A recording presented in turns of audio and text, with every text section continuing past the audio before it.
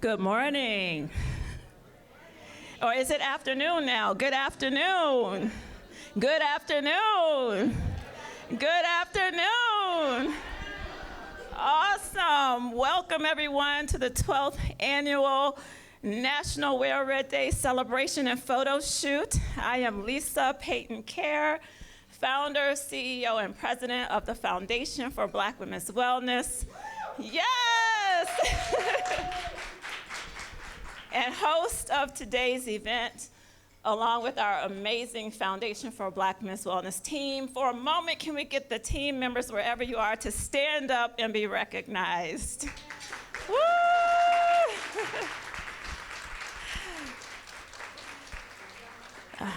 We welcome you this afternoon on behalf of the Foundation, our staff, our board members. A few are in the room. Where is Patrina White? Wave your hand. I've been looking for Corinda Rainey Moore. Everyone says, where is Corinda? Corinda's everywhere. She's not here with us today, but I absolutely give you greetings from our board of directors. As we continue to do the work within our purpose every day, 365 days a year, to do what? Who knows? To empower a generation of yes! To empower a generation of well Black women, and to build a community right here and across Wisconsin, across this country, across this state, where Black women are healthy, thriving, and free. We are so thrilled to welcome you here today to the lovely Goodman Community Center. Isn't this a beautiful place, you all? This is a beautiful place and a new place. As we convene in person and virtually online to focus on National Health Month, National Heart Month, and pay attention to our heart health. I extend not only a greeting to you all who are here in person with us, but to our virtual guests from across Wisconsin and the United States who are tuned in online. Wave to the online folks who are getting a live stream right now. Thanks to our tech team in the back, and to all the ladies online, and to all of you who are sitting at tables. You can see there's lots of information at the table. Snap your selfies, post on Facebook, Instagram, and Twitter. Our social handles are there for you. We want you to just flood social media with the beautiful images of yourselves today and the effort that you took to come out for this beautiful event that we've now hosted for 12 years. To save the lives of Black women, and we know that this event accomplishes that. So we want to see you snapping selfies. We want to see you in our stream this afternoon when we go online to see who all was here. I'm going to defer from my notes just a little bit to say we're so filled with gratitude to be in the space today. Thank you, team. To be able to gather again in person together. The last time we were together in person was 2020 at Mount Zion Church here on the south side of Madison, just as the COVID-19 global pandemic was hitting our community, and none of us understood what was happening at that time. But we were fortunate that February, just before the world shut down, just before our office, our new wellness center, opened in January of 2020, and we shut down in March, maybe the second week of March because of the pandemic, but we were together just before that. And some of our friends, you all, who were at Wear Red Day 2020 with us, beautiful women who I greeted at the door, who I visited at tables just like you all here today, are not with us anymore. There's at least a dozen Black women, family members, friends, community members who are not here to celebrate with us today. So I just want that to sink in as we reflect on how precious life is, right? No matter what we're going through, no matter what we bring into this space, no matter what we leave from this space with, we are blessed to have life and breath and to be able to sit in this space and look upon each other's faces and to say, hello, my sister, it's good to see you, to share laughter as we spend this moment together in service of our lives and our health. And just to love on each other. That's something that our sister And board member Patrina White says all the time, she says, Lisa, I just want to come sit with you so we can love on each other. So we up in here loving on each other today. And it's always a loving act when Black women convene, and our brothers and our allies, to pay homage to our health and the importance of preserving our lives. That's what we're here to do. Yes, clap to that. Come on, that's what we're here to do. And I'm looking at this table with my children here. I gotta ask my children to stand. Yes, come on, children. Come on, one of them is in the back. Wave. When your children are a part of your work from the day that you create it, they help you build it. They say, come on, mommy, keep going. When they're little, when you begin, and they see the manifestation of the things that we hope for, and to have them work and be a part of it, that is a blessing from God above. So I want to thank my children for being here today. As you all know, Rare Red Day is a very special event for us, for me. We are so very proud to be able to host this event for the 12th consecutive year. Can you say 12th consecutive year? Oh, to maintain that and to offer it as a live event again. Our first hybrid event where we're in person and we're virtual. And of course, you all know that we've hosted this event virtually on Zoom for the last 2 years. We've adapted quickly to changing technology, and we are more determined than ever to, by any means necessary, deliver our programming to you and to women across our community. I want to clap my team up for helping us to adapt to those changes quickly. Doesn't matter where you are in Wisconsin or where you are in the United States, the Foundation for Black Men's Wellness will reach you with life-saving programming. So each year during February, we pause to bring awareness and urgency to Black women about the importance of protecting our hearts against heart disease, which we know is the #1 killer of women in America, and Black women face the greatest risk. I know that personally, but we know that knowledge is power, and we're here today, like we do every year, to combat the disparities in heart disease and to save lives. Who's here knowing that we're gonna leave saving lives? Yes. I remember stories of women who've left this event, who've called me up, who've emailed Alia, who've called others to say, and I'm sorry, Aaron is telling me, keep this mic at your mouth, who have called up to say, Lisa, I wanna thank you for Wear Red Day, because I came and I got my blood pressure measured by Dr. Eva Vivian, who is our keynote speaker today, who has for the last many years brought her students from the UW-Madison pharmacy school and nursing students too.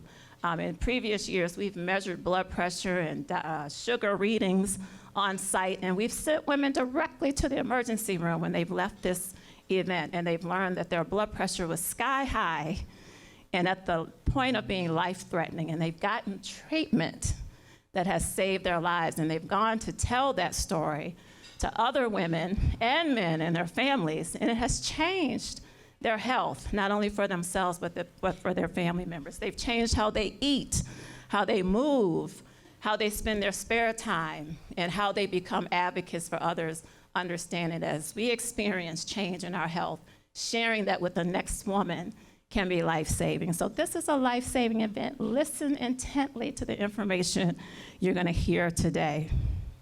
But first, next slide. Are we progressing through the slides? We could not be here today without the generous support of our sponsors, our work, and the many services and year-round programming and support that we provide to Black women across our community, our state, and we can truly say across our country now. We're serving Black women across the United States, or at least at minimum, advocating and pushing for policy change and systemic change that is impacting women beyond Wisconsin. And this event today is one example, and we could not do it without sponsors like UW Health, who supported us from day one. Year one of this event, they were there. Like Madison Gas and Electric, who've also been there from day one and have continued their support because they see you showing up every year. taking advantage of this information and seeing lives and health transformed. The Pearl Milling Company. Who is familiar with Aunt Jemima? Yes, raise your hand high. The Aunt Jemima brand, which is a PepsiCo Quaker Oats company, is now the Pearl Milling Company. And they are our first national sponsor. Yes. Of our organization, not just this event, but of this organization. And they told us, they came to us. When a funder comes to you and says, we've seen and heard about your work. We are so interested in what you're doing. We want to support the Foundation for Black Women's Wellness. And now they funded us for the 3rd consecutive year because of the work that we do. We're so proud of that and all of the expansion of the work that it is permitting us to do. The Roots and Wings Foundation. Who's familiar with EPIC here in our backyard? Yes, and so the founder of EPIC, Judy Faulkner, has a family foundation, Roots and Wings, which also took note of our work in Black maternal and child health and in general Black women's health in our community. And we're so proud to have their support for today's event and for our year-round programming for Black women, which matters to them to make available in Wisconsin, so we thank them. In the room with us today is another sponsor. Who hasn't heard of Astro? Yes, as modeled by Alia Stevenson. Astro is a Wisconsin-based fashion and apparel company. What city, Brenda? In Monroe, Wisconsin, with the primary audience of Black women customers across the United States, and particularly on the southeastern side of the United States, but nationally. So really, you're also a national sponsor. Yes, clap up our national sponsor. Also now for the 3rd consecutive year, and I didn't realize who Astro was until I mentioned it to someone on our staff, and I said, this company named Astro has discovered us in the middle of the pandemic and wants to support our work. And Mary Wells said, I know Astro. I've been shopping Astro for 20 years. How many people know Astro? Come on, raise them high. Let Astro see the love in the room. Yes. Catalogs are in the back. They have an exhibit table in the next room. They've sent us beautiful things to wear. But most importantly, they invest and believe in the women that they serve as clients and customers of their company. They're just not selling goods and clothes. They sell beautiful church hats, beautiful dresses, casual to formal. But the most important thing is they put their money where their mouth is, and they have demonstrated that Black women's health matters to them. So I want to thank you, Brenda, for being here today to represent and for the support that you show us year-round. And of course, our partners at Public Health Madison and Dane County. Let's clap up our Public Health Department, who have been with us since day one. They're partners with us in massive work that we do across the community every day to keep our community healthy and safe.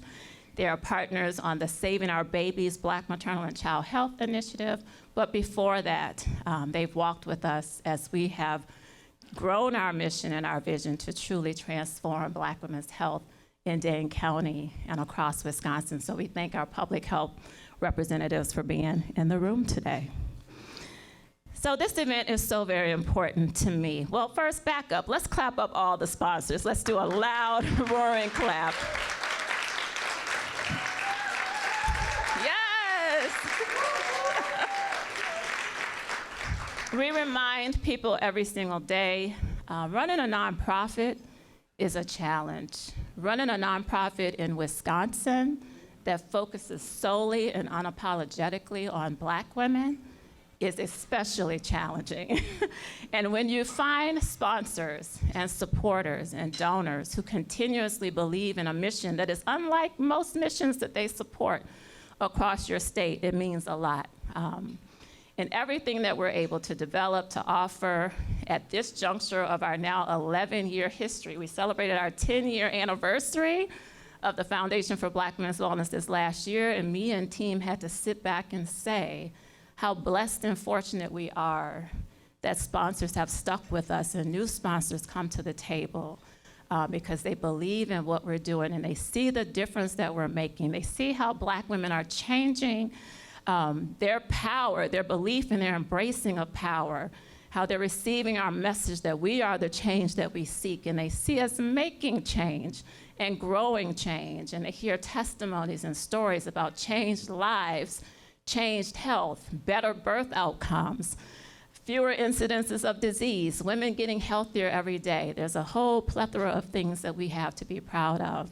and to have sponsors who support that in word, deed, and in financial support makes it all possible for us every day.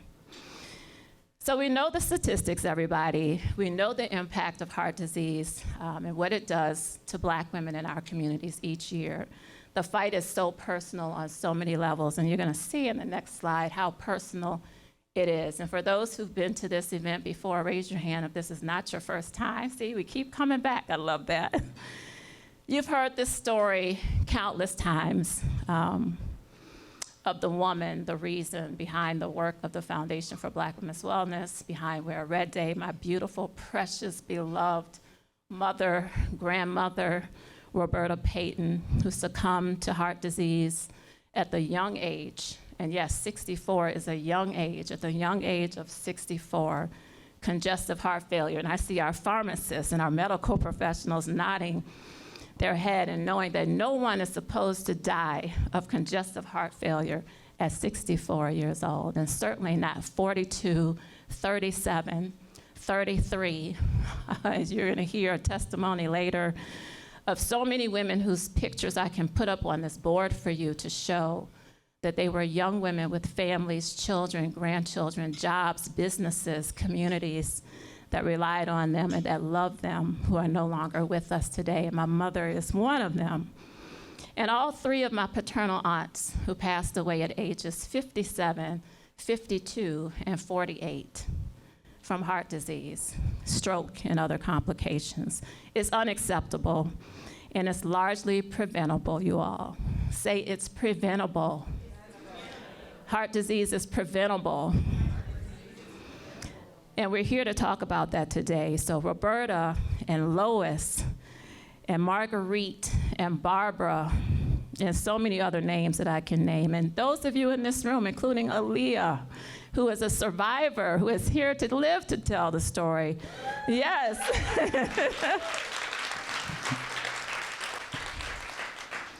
Are the motivation and the drive and the reason that we keep hosting this event each year and knowing that it makes a difference. So today we will inform you, inspire you, empower you to live healthier lifestyles. Dr. Vivian is gonna break it down for you so you can't say you didn't know.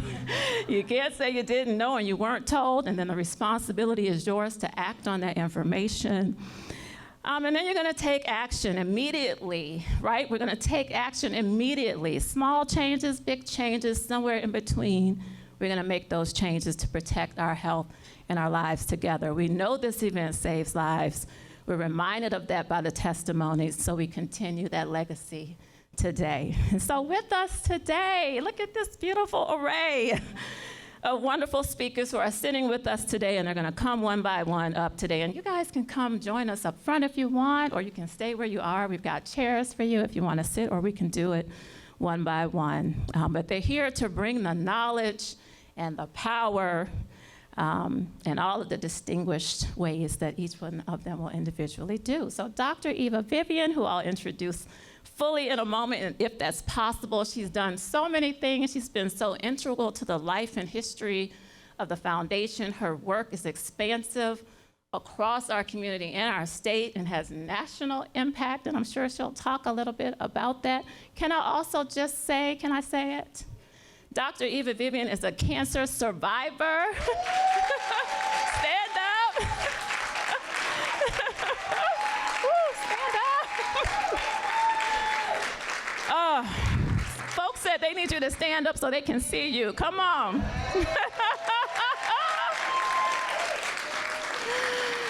Woo.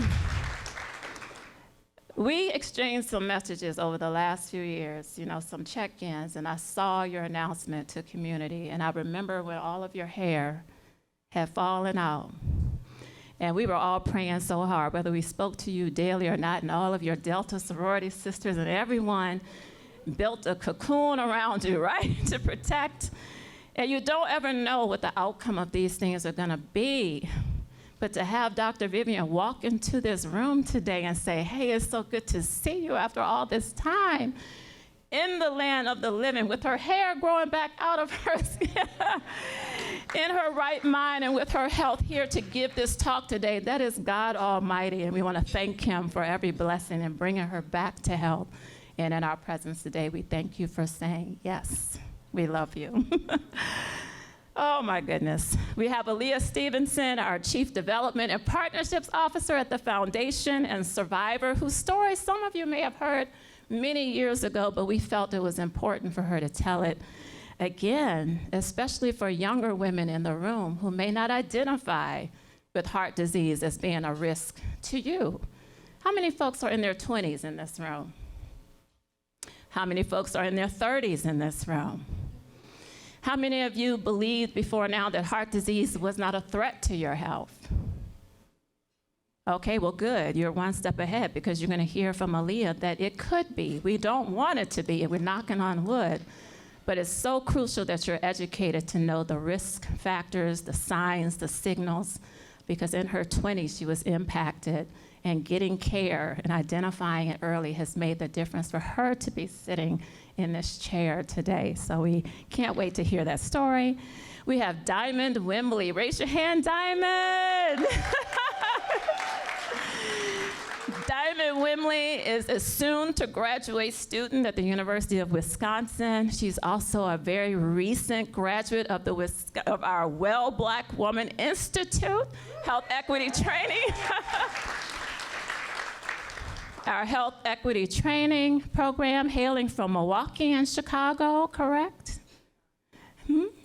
Chicago, which tells you again, our work is extending beyond Wisconsin and being carried on by the next generation, the current generation of leaders who are expanding in their own powerful ways. Diamond is an advocate for heart health. She's been personally impacted. You'll hear her story, and you'll get a sense of the powerful advocacy that she's already spurring. How old are you, Diamond, can I tell? 20, come on now, clap it up.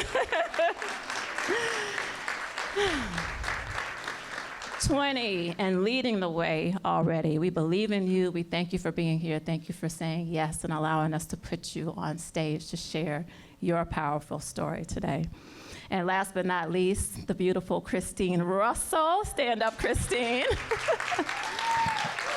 Woo!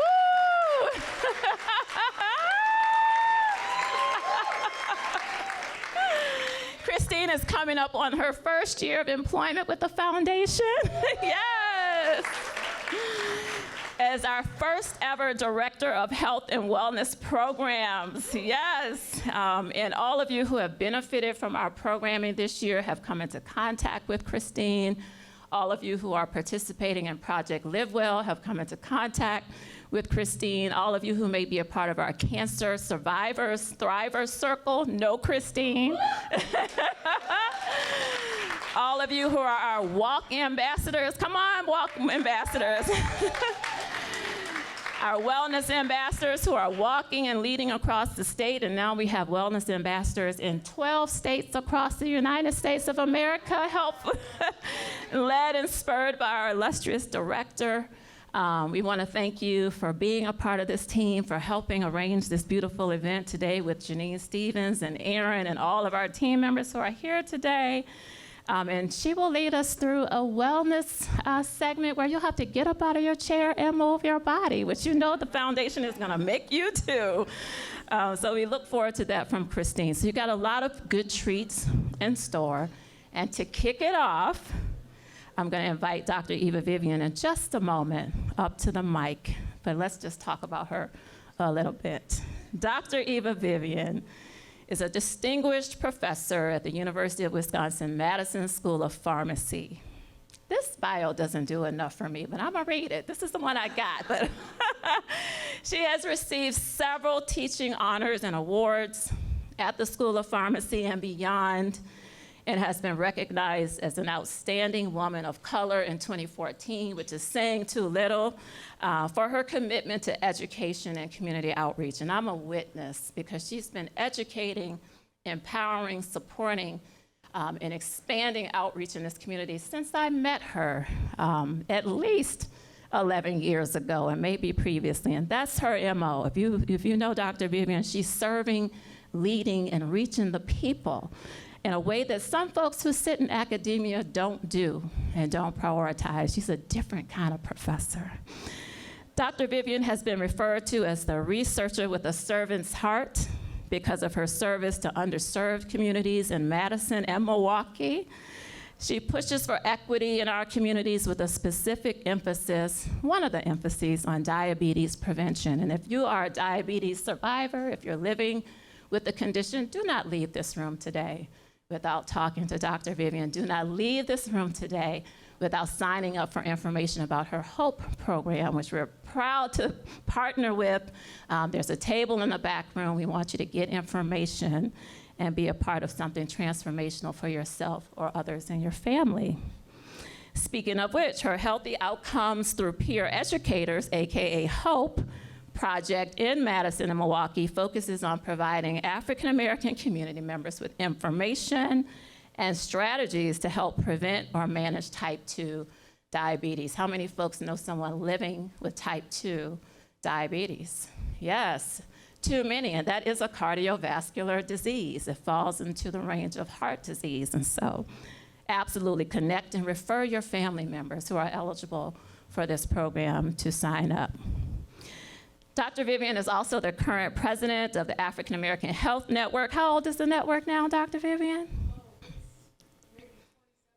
27 years old, here in Dane County, whose mission is to promote health education, healthy lifestyles, self-advocacy, empowerment, and well-being among African Americans in Dane County. She has served on the board of Access Community Health Centers, our federally qualified health center that provides care to so many residents across our community. She served for 5 years in that capacity and currently serves on their Diversity, Equity, and Inclusion Committee. She is a proud member of the Delta Sigma Theta Sorority Incorporated and a member of the Metropolitan Madison chapter of the Links, who we're all very familiar with, two organizations that work tirelessly to promote social justice, opportunity, and to empower Black women, right, to lead the change in our community. So without further ado, welcome to the podium, Dr. Eva Vivian.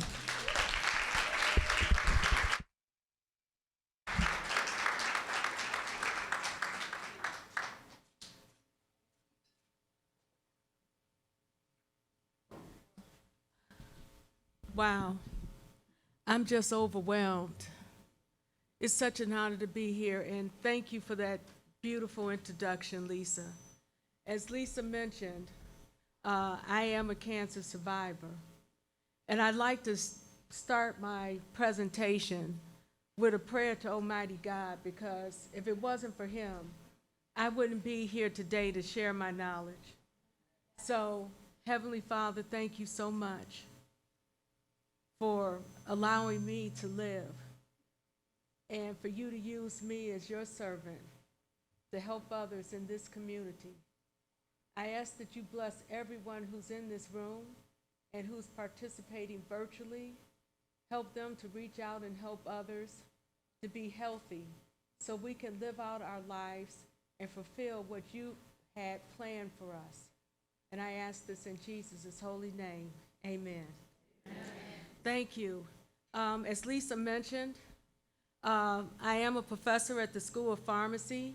I'm a diabetes care and education specialist, and I am a breast cancer survivor.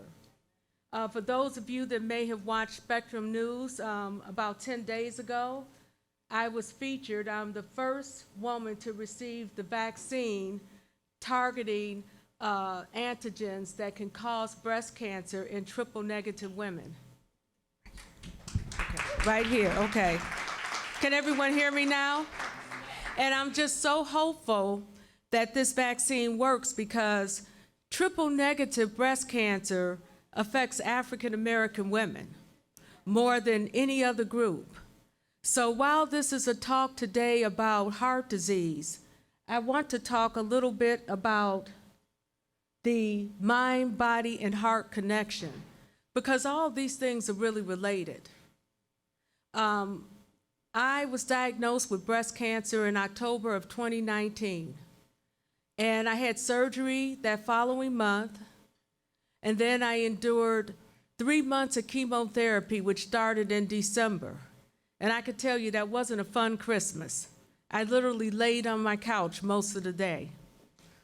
After I got through chemotherapy, they gave me a 3-week break, and then I started radiation therapy. And finally, in May, my cancer treatment was completed. But lo and behold, one of the chemotherapy agents that I was given to eradicate the cancer increased my risk of having a stroke.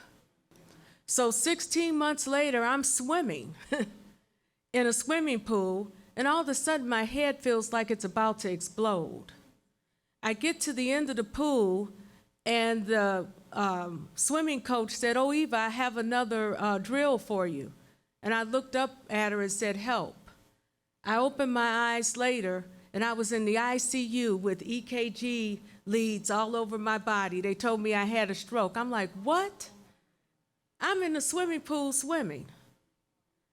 So I found out later that one of the drugs that I was given that saved my life has a side effect of actually increasing the risk of hemorrhagic stroke.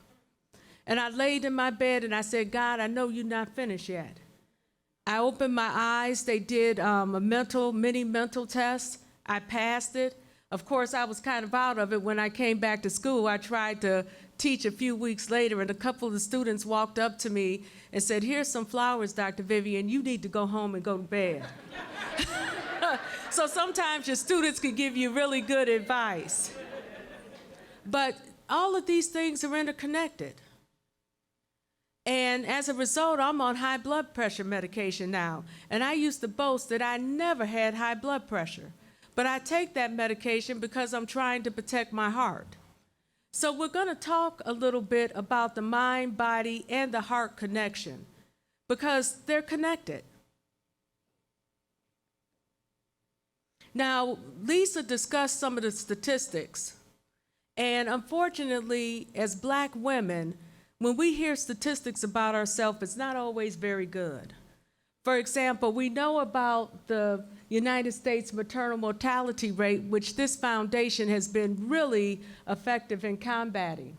But it's exceptionally high for Black women. And overall, Black women have 3 times higher the rate than white women for maternal mortality, which is just unacceptable. 80%, or 4 out of 5 Black women, are overweight or obese. We know that's not good for our heart. And we're going to talk about the leading cause of that problem in a few minutes. 56% of African American women now have high blood pressure. So if I look in this room, that means that I can look at 2 of you, and 1 of you is more than likely has high blood pressure. 44% of Black men and nearly 48% of Black women have some form of heart disease and have had a heart attack or a stroke. So we have a higher incidence of diabetes and hypertension, and I stand here as a diabetes care and education specialist to share knowledge with you, because guess what the #1 killer of people with diabetes is? Yeah, it's not kidney failure or neuropathy, nephropathy. It's heart disease. So, I just mentioned 4 out of 5 Black women are overweight or obese. Why is that the case? The media have you believe, oh, because we just lay on the couch and we eat a lot of junk food. No, the #1 cause of obesity in Black women is stress.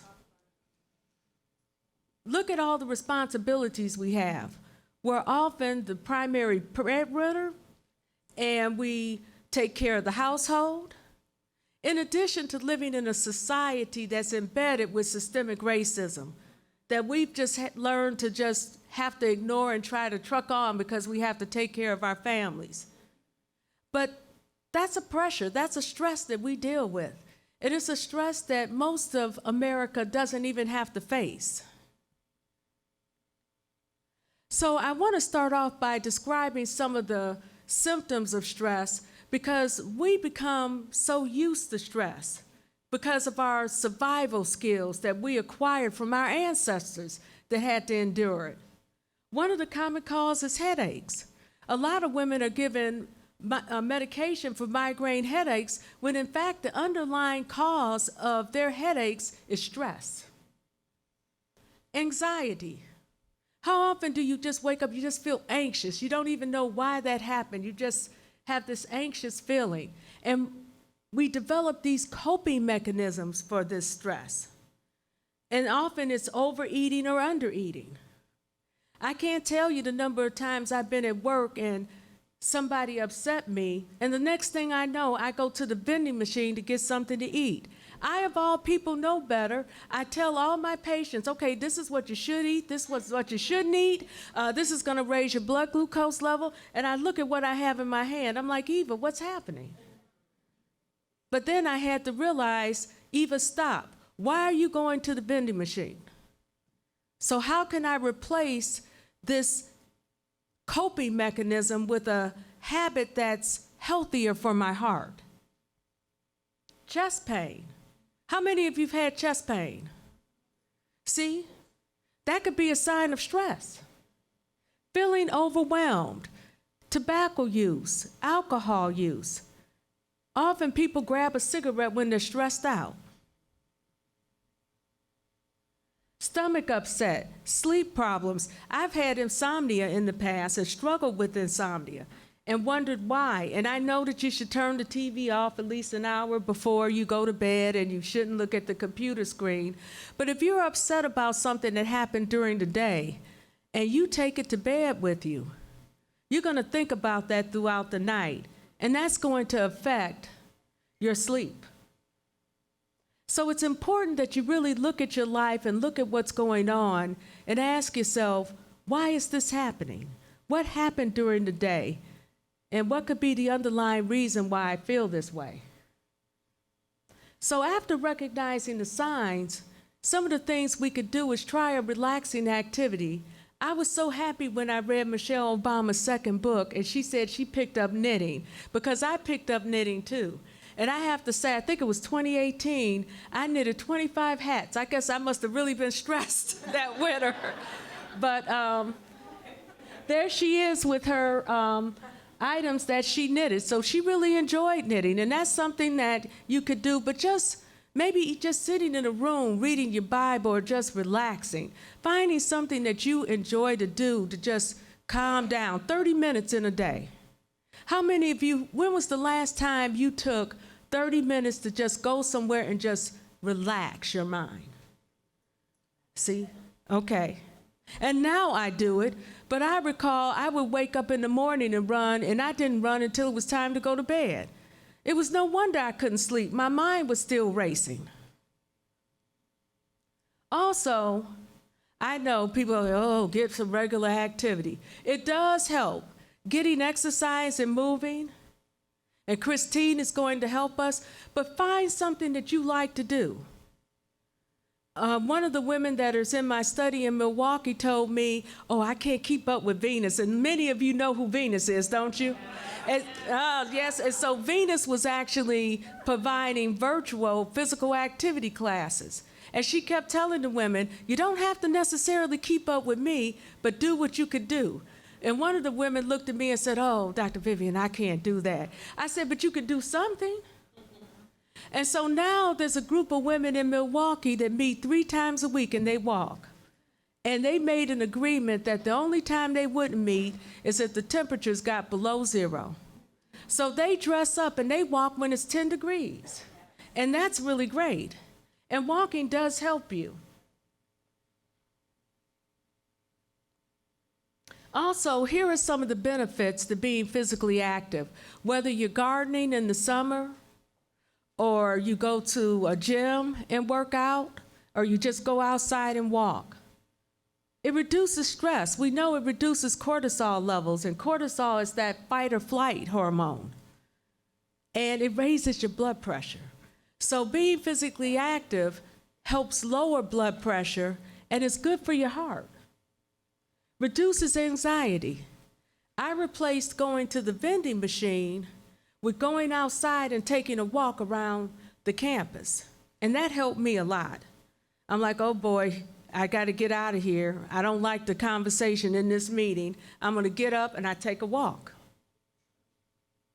It reduces the risk of depression because some of the foods we eat, and I'm going to talk about that, can increase your feelings of depression.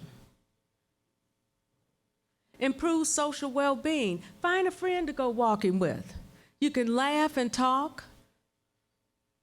And also it boosts brain power. They have found that people who are physically active are less likely to develop Alzheimer's. And we have a few people in the room that work for the Alzheimer's Foundation. Also, stay connected with people. Don't become isolated. When you're physically active, find a friend to go out with you and just motivate one another to be physically active. Also, here's something I'm going to say, and my students are in the room. I didn't know that they were going to stay this long. Plan ahead, and please don't procrastinate.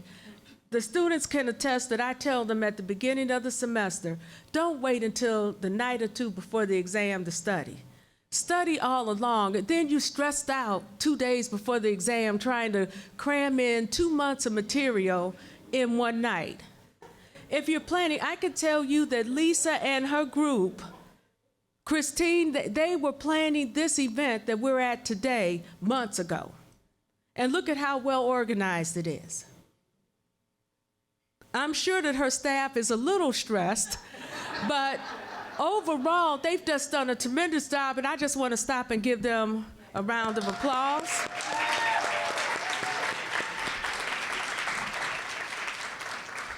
But I can tell you, Lisa's very, very organized. She plans ahead, and that's why this foundation has moved forward. So for your personal life, try to plan ahead. Don't wait until the 11th hour, because that increases your stress. Now we're going to talk about eating a healthy diet. And I know that people have told you, oh, eat more fruits and vegetables. I'm not going to so much focus on that today, because I know that you've heard about eating fruits and vegetables, and I'm sure that everyone in this room knows that it's good for your heart to eat fruits and vegetables. What I want to talk to you is about a substance that is just as addictive as cocaine. Now, this is the truth, and we have studies to show it. Sugar is as addictive as cocaine. Now, when we use the word addiction, most of us think of narcotics, heroin, cocaine, or we think of nicotine or alcohol addiction, something negative. What makes sugar so dangerous is it's so readily available and accessible to all of us. But sugar actually stimulates the same receptors in the brain, particularly the nucleus accumbens. That reward center in your brain binds to the same receptors as cocaine and heroin. And if you wake up in the morning and you put 4 teaspoons of sugar in your coffee, you will feel this sensation of not a high, but just, oh, I feel good. And that's the release of serotonin and dopamine that give you this happy feeling. But after a month or so, those 4 teaspoons of sugar don't give you that same good feeling. So you have to put a 5th teaspoon in the coffee, or maybe you'll grab a chocolate donut or something else to get that same feeling again. Now, Mount Zion Baptist Church recently had a Daniel fast for 21 days.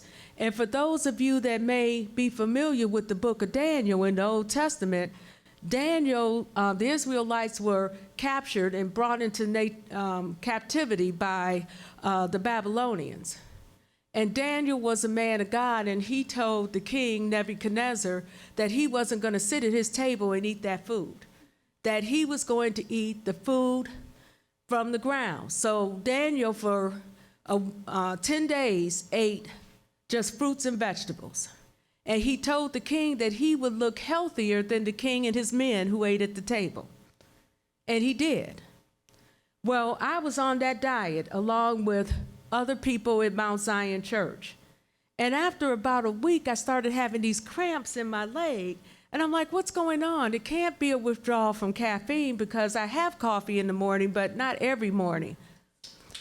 And then I broke the fast like day 10 and had, guess what, a chocolate donut. And within an hour, the symptoms went away. And I said, Eva, you are addicted to sugar. It was almost like a heroin addict that was going through withdrawal and then it got a shot and then they were fine. So I've been working on reducing my sugar intake. Now, not to make anybody feel bad about those little cupcakes in the back. Fortunately, yeah, and fortunately they're small. You could have had the big cupcakes, but I thank the staff for getting the small little cupcakes. So even if you had 2 of the small cupcakes, it's better than a regular size cupcake, right? But that's something to keep in mind, because sometimes, you know, you feel bad. Whenever you feel bad, ask yourself, as the pharmacist here eats her cupcake, what did you have to eat for that day? What's going on? And I actually asked my women in Milwaukee to just keep a diary for a day, write down what they ate and how they felt for the day. And a couple of women came back to me and told me, you know, Dr. Vivian, I felt bad at the end of the day, but when I looked at what I ate, at lunchtime we went to McDonald's. Another woman said she woke up and had potato chips for breakfast. So sometimes the food that we eat can alter our mood and make us feel crappy just because it just alters our hormones. So consuming too much processed sugar can lead to mood disorders. And eating fruits and vegetables is really good for you because we found that the sugar from fruits and vegetables do not work in the reward center of the brain like refined sugar does.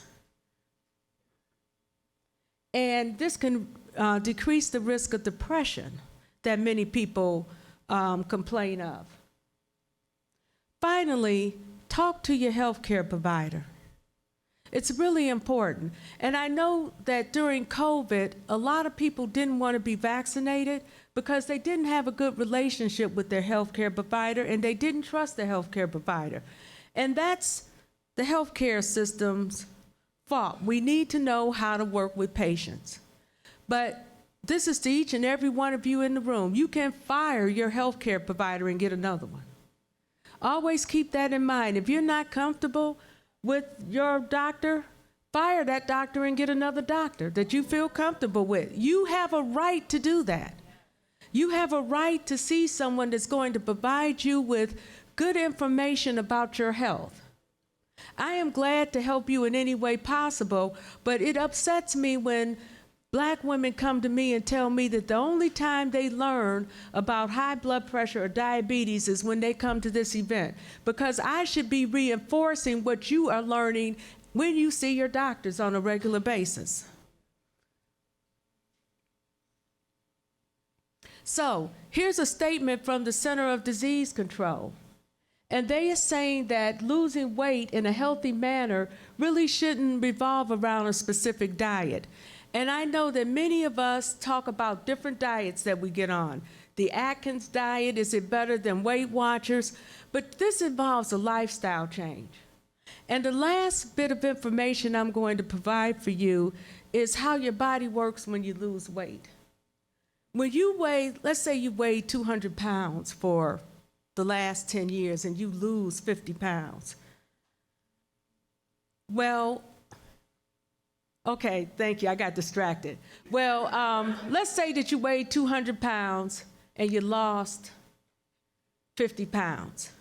And you're like, oh, I look good. How many of you seen people that have lost weight and then they gain it back? And I've been one of those people.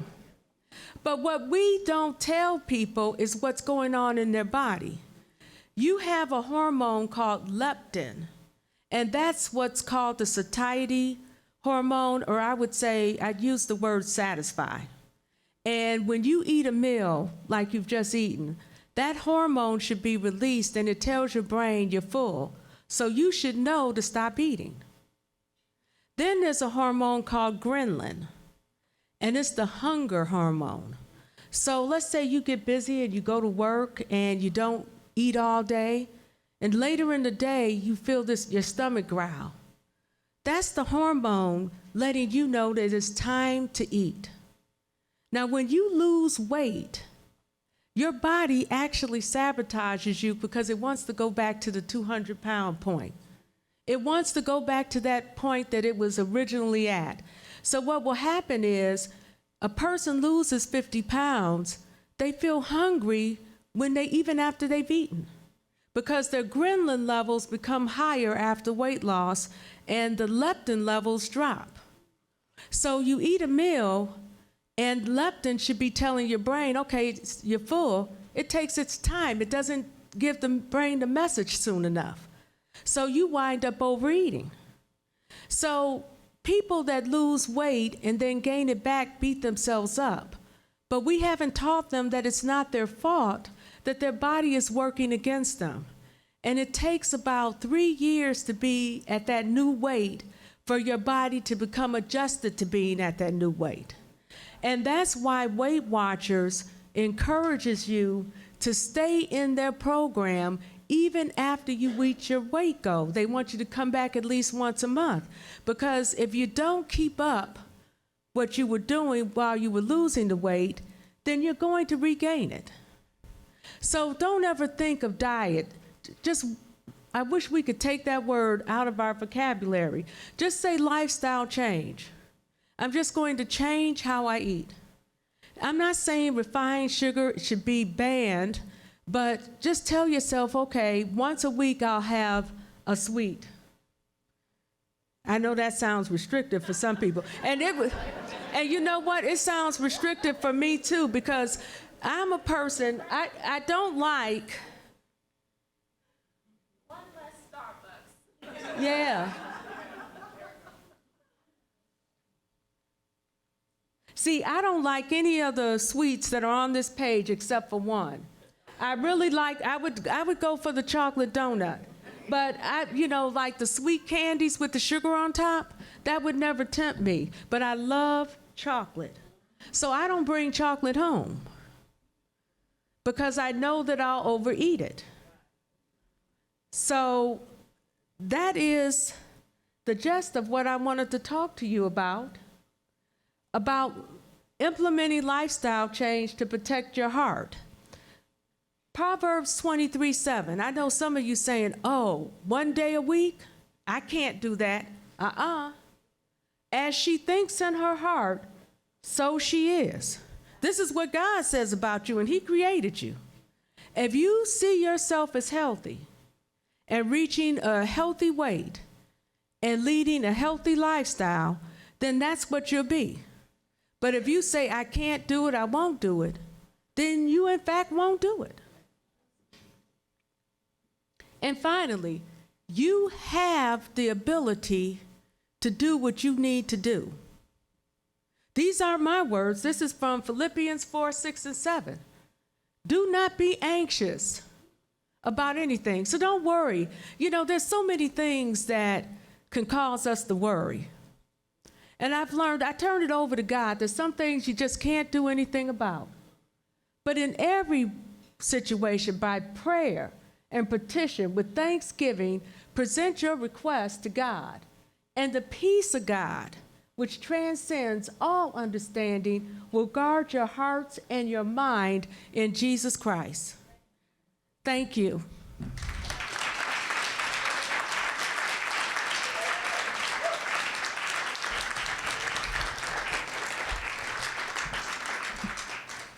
All right, thank you so much, Dr. Eva Vivian. We learned a lot of challenges. I do want to say I'm on day 20 of no refined sugar. Yes. Clap it up, because days 1 through 10, you didn't want to be around me. So it was no joke. It is an addiction, and it is really hard. Brain fog, sleeplessness, agitation, all those things. How am I doing with the mic? Am I okay? Okay, perfect. My name is Alia Stevenson. I'm the Chief Development and Partnerships Officer at the Foundation for Black Women's Wellness. As Lisa mentioned, this event is really near and dear to my heart, literally. This was really my first opportunity to share about what I felt like. I felt like I was different. I felt like I stood out. It wasn't until I joined the Foundation for Black Women's Wellness that I even knew that 1 out of every 2 Black women 20 and older have heart disease. I didn't know that. And I asked myself the question that Lisa asked herself so many times when she thought about creating this beautiful foundation, which is, why aren't we screaming this from the rooftops? Why aren't we teaching this in the high schools? Why aren't we equipping women to know their chances for heart failure? I mean, it just seems like something that should happen, right? And even after my heart failed, they didn't tell me this. And I also didn't know till I worked for the Foundation for Black Women's Wellness the staggering statistics around maternal mortality and morbidity. And my story really integrates both of them, so much as Dr. Eva Vivian's, is that these are intersections of conditions that we're not warned about. And I also have a story that will perfectly align in that stress will kill you. And how we've normalized stress in our lives, as women, as Black women, dealing with all those things, that is what I want us to hear. How many of us says, I just need to go home and lay down? Yeah. We're going to go home, lay down, and die, right? That's what I want you to hear. And you're so beautiful. I'm looking across this room. I just feel like I'm with family, and you're so beautiful. And the other thing we always say is just how beautiful we are on the outside, right? And on the inside, we have conditions that are killing us, and we don't know. And so that's my story that I want to share with you today. I have these pictures up here. I'm here with my daughter, Jada, who is dying inside that I'm sharing this picture. But I want to share this picture. We don't know the signs and symptoms. So I was 26 years old. So I grew up, I went to West High School here in Madison. Shout out West High, yes. And I was an athlete, right? So I played basketball, I played volleyball, I did track, healthy, constantly. My mom was one of those moms where there was no such thing as eating out, there was no such thing as fast food. I thought it was because she was healthy, I didn't know it was because we were poor. But in any case, I had nothing but home-cooked meals. So we're talking about a healthy beginning, okay? So we're not talking about an unhealthy beginning. And so here I am in my 3rd pregnancy at age 26, 2 healthy pregnancies prior, living my life and getting bigger and bigger. And I just thought, oh, it's my 3rd pregnancy, this is normal. I wasn't able to take but a few steps before stopping. I had sharp pains, I couldn't breathe well, and I just said to myself, this is what happens when you're big and you're pregnant. I was swelling so much, I looked like I was carrying very many babies. There was just one. But again, I just normalized it. I couldn't lay all the way flat without being able to breathe well. And I just said, it's just normal, I'm pregnant. And when people would see me, they wouldn't, say anything. They would just be like, oh, this 3rd pregnancy, this one's getting you. This one must be a boy, and things like that. And so it was even normalized around me. So in this picture here, this first one, that is 26 years old there, just gave birth to my 3rd child, a son. And it was a hard pregnancy. And when I was in delivery, when I was in labor and delivery, they had to stop, and they had to get a catheter, and they had to empty my bladder because I wasn't able to deliver. They looked at my blood pressure. It was sky high, but they just said, oh, I'm sure it's just because she's stressed. So they gave me an epidural. I had this beautiful baby boy, my blessing, and I went home. I was sitting on the couch a week later. I was breastfeeding this beautiful baby boy of mine, and I was drinking water. And all of a sudden, I couldn't keep the water in my mouth anymore. And I was like, this is odd, this is strange. Like I was a little bit embarrassed. I was like wiping myself up. And my husband said, what is wrong with your face? And I'm just like, what? And he said, put the baby down and go look in the mirror. And I went and I looked in the mirror and half my face was paralyzed. And I was like, oh my goodness, I don't know what to do. By the grace of God, this woman right here you see holding Jay Ellen with her husband, Midge, who was one of my friends, she just happens to be a nurse as well. She had stopped by right at that time, but God, and said to me, stop what you're doing right now.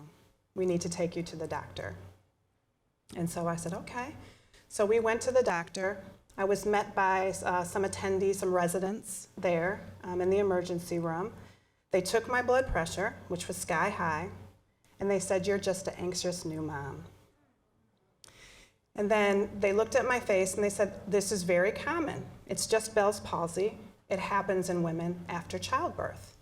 And so they were ready to pack me up and send me home. So my story isn't about lifestyle changes. We've heard them, we know what to do. My story is about showing up with a midge.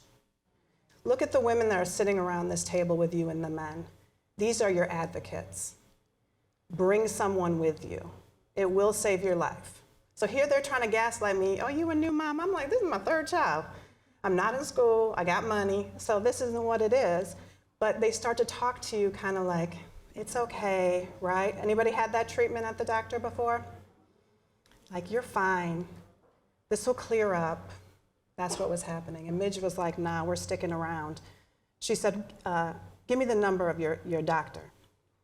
And that's my doctor right there, Dr. Judy Banks. So between these two, so she came down, she happened to be delivering another baby in the hospital that day. She came down as they were trying to send me home, send me on my way. And she said, something's wrong here. And she wouldn't accept it. She called in another doctor, and she said, we need to admit you. They didn't know what was wrong right away, so you go through the scary things. You go through the tests. Is it lupus? Is it Lyme disease? Did you have a stroke? They're testing for all these things. And then they found out my heart failed.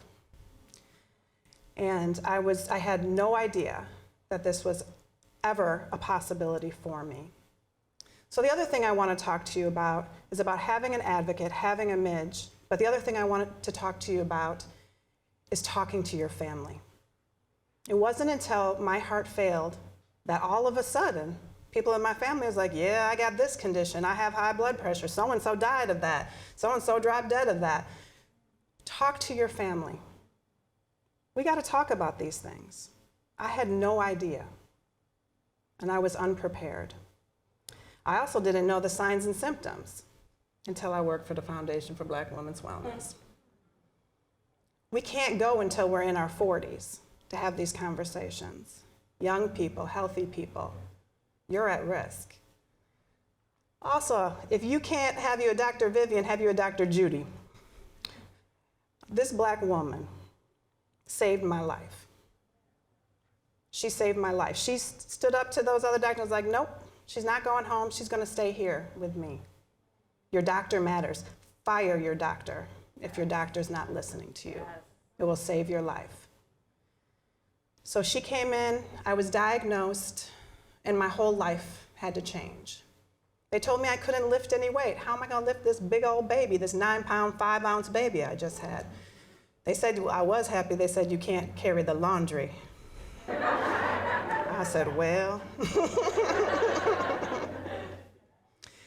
And then all of a sudden, when I was on the medication that I didn't want to be on, all of a sudden my body looked very different. All of a sudden I recognized that what I assumed I was carrying was weight, was water. I was retaining water.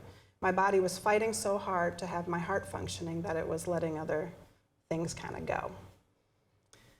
And so I was diagnosed with peripartum cardiomyopathy, which is a rare form of congestive heart failure.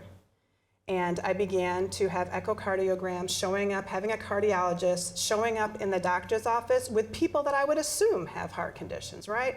Sitting with people in their 80s and their 90s, and then here I am. So I began to ask myself, how did I fail myself? How did I fail my family? I didn't realize that this was a larger community-wide crisis. I didn't realize that my story was just y'all's story, really. our story. And so that's why I am so adamant about having these conversations. The last picture over here are the 3 children that I would have left behind had they sent me home. I would have laid down and I wouldn't have got up again. My heart function was under 20% ejection fraction, which we can talk about. My cousin Dana, I don't know if he's joining me today, has a complete heart and liver transplant. We don't talk about these things enough. I'm here to say it's time for us to start talking about it. It's time for us to start taking it seriously, even when we're young and healthy. You couldn't tell me I didn't look good, but I wasn't good in the inside. So immediately, here are the steps that I took that I would suggest that some of you all think of as well. All the things that Dr. Vivian said are exactly what we need to be doing. And we all fall off. When you were like, do you know someone that's lost weight and brought it back? I was like, me. That's me. But for those of us in the room who are mothers, after you're diagnosed with something, immediately I turned around and I had all my kids get echocardiograms to understand their condition from the very beginning. They each know what unique factors of their heart might cause them problems later. And so they're needing to be vigilant on it. All my kids are athletes. Part of that is, because they want to. And part of that is because we must normalize a healthy life. We must normalize working that muscle. So they told me I was going to be on pills for the rest of my life. I wasn't going to be able to have any more kids. I was going to need to eat a different diet. I was going to need to live differently. They scared me. But my heart is a muscle, and I can strengthen it. And I'm standing here before you, 10 years now, off medication, no issues, still getting my regular checkups. I'm a survivor. So I want to say that because some of us are sitting in this room living with chronic diseases. It's not the end. There's always, as long as we have breath in our body, we can choose differently. And I put these kids up here because sometimes as women, we don't choose things for ourselves. Far too often, we put others before us. And in this case, if you need to choose your kids in order to change your life, then choose your kids in order to change your life, if that's your impetus. And we're going to hear up next a child who lost their father. And if that's not enough to ignite the reason. So just out of curiosity, can we get a show of hands of survivors here? Heart disease, heart failure survivors? All right, what about people in the room who have a loved one who has had heart disease, heart attack, heart failure? Yeah. So when I looked in the room about who's a survivor, and I know these numbers, go to the doctor, get your blood pressure checked, and you know how they do. That was high, but we're just going to wait and check it again. That was a little high, but be your best advocate. Bring you a midge along if you need to. Contact the Foundation for Black Women's Wellness if you need someone to help you advocate. Don't let it happen to you. So I'm here as a testimony. It is a beautiful thing. I had another baby. I'm doing great, but I almost lost my life. And we don't want that for any of you. So when we talk about this work, I kept on planting in there, but the Foundation for Black Women's Wellness. We need organizations like the Foundation for Black Women's Wellness. We need places that I ran to because I feel like I'm alone, and they brought me in and said, no, you're not alone. You're not alone. There's a community of people. You can tell your story, and it will save lives. So as much as I was embarrassed or nervous, I said, I want to come today and I want to share this story with you to hopefully save your life or your friend's life. Okay, not just about yourself, but how we advocate for each other as sisters. We need programming like this, and we need our sponsors like this. And I'm going to say this at the end, but I'm going to say this now. We need to invest in ourselves. We need to invest in ourselves. We want sponsors, of course, to invest in us, but we need to show ourselves in our community that this is important to us. I want to thank you guys so much for showing up and listening, and I want to point out the little card in the middle of the table. Every little bit counts. There's a QR code, there's an envelope. You got $5, you got $10, you got an employer who needs to, all those things. We need us to be investing in us to do this work and continue this opportunity. I want to thank you so much, and I want to tell you about our next speaker. All right. Diamond. Thank you. Thank you. Thank you, thank you. And Diamond's going to give you the story of these beautiful babies over here, the story that she wasn't able to tell, really, her dad. But Diamond is a nursing student, pre-nursing student at the University of Wisconsin-Madison. She holds an executive board position on 2 of the 4 organizations she's involved with on campus, the Multicultural Student Nurse Organization and the Wisconsin Black Student Union.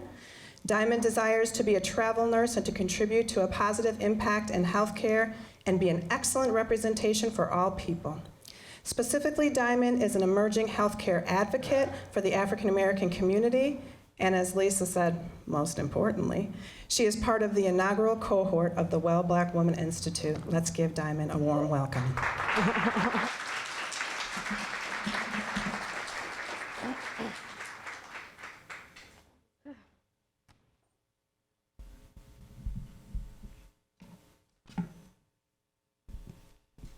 Good afternoon, everyone. I'm a little nervous today, but my presentation will focus on raising awareness on African Americans' cardiovascular health. Oh, it's all up there. Okay, I'm Diamond again. I'm a second-year pre-nursing student with a certificate in global health at the University of Wisconsin-Madison, and I'm from Chicago, Illinois.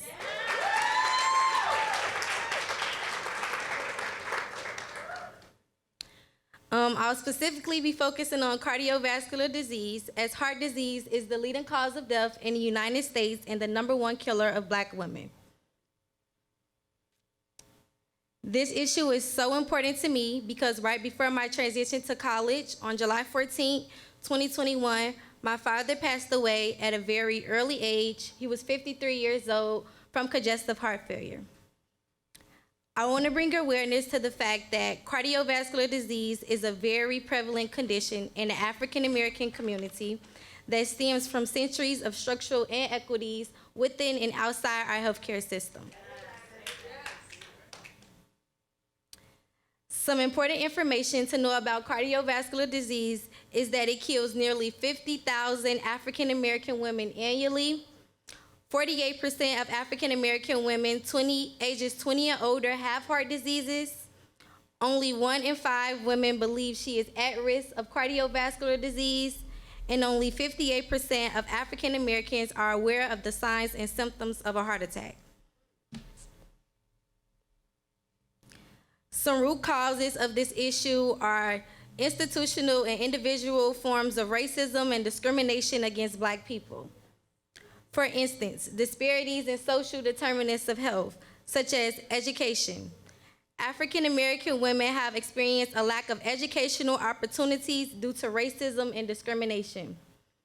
Also, historically and currently, African American women experience a lack of access to health care and treatment. Additionally, many African American women face a lack of economic stability, earning less than $5,500 a year and having higher unemployment and poverty rates than the U.S. average for women. Environment is another important factor to consider, such as residential segregation and having lower property values due to redlining, and African American women are more likely to be head of household, which means more dependents with fewer resources.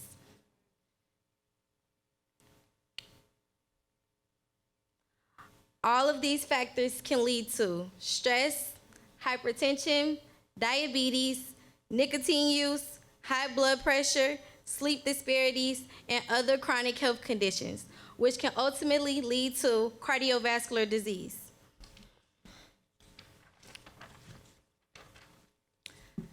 Some things that can be done to help advocate and promote ideal cardiovascular health in our Black women and families are: more research must be done to raise awareness.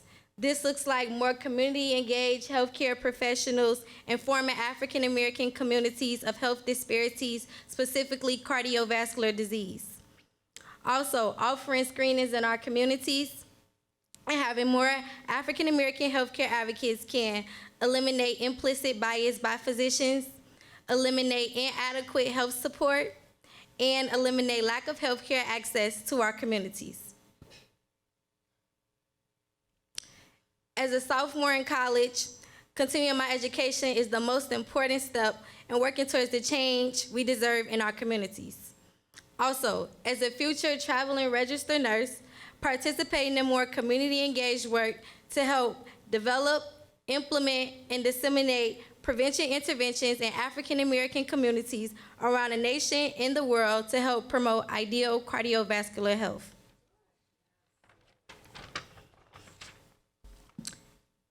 The changes I will bring to work towards fixing these issues are creating interventions to enhance cardiovascular health in African American families, providing adequate healthcare access to African American communities, and being an advocate for Black patients in our healthcare system.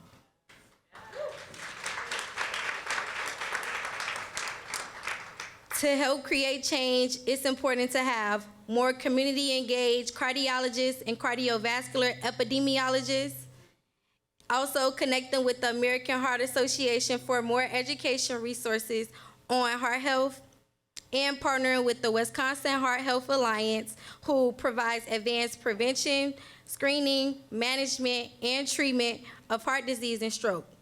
They've had previous sessions on heart failure in Black Americans, improving hypertension, and improving heart health equity across Wisconsin. And this is my vision of promoting ideal cardiovascular health in Black communities. Thank you.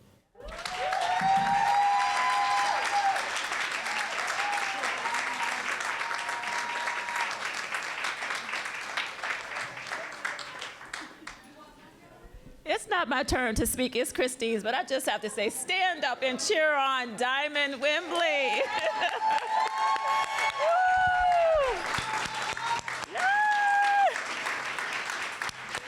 She said what she is going to do, what she will do, and we are all supporting you and manifesting what you're already doing. Thank you so much. All right, Christine.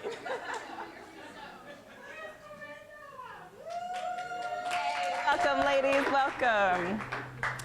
Can you guys hear me on this mic? Because I don't want to cause any feedback. Okay.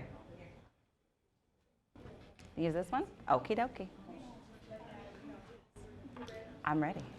All right, so we are now at the time of the presentation that we are going to have some questions for the audience. So we have two beautiful ladies that are going to walk around with mics. So if you want to just raise your hand if you have a questions for our panelists. And at this time, can I ask all of our beautiful presenters to come to the front? We're going to have a little bit of Q&A. We also may have some questions online. So Jasmine, if there are any questions. Yes, it seems like there's some questions online. So any questions from the audience for our panelists today? Go ahead and raise your hand. We'll bring a mic right over to you. Yes, there is a question in the back. Alana was going to hold on to the mic for a bit. For our pharmacist, Dr. Vivian, can you talk a little bit about medication adherence when you have a diagnosis for something like heart disease? Do we need that or?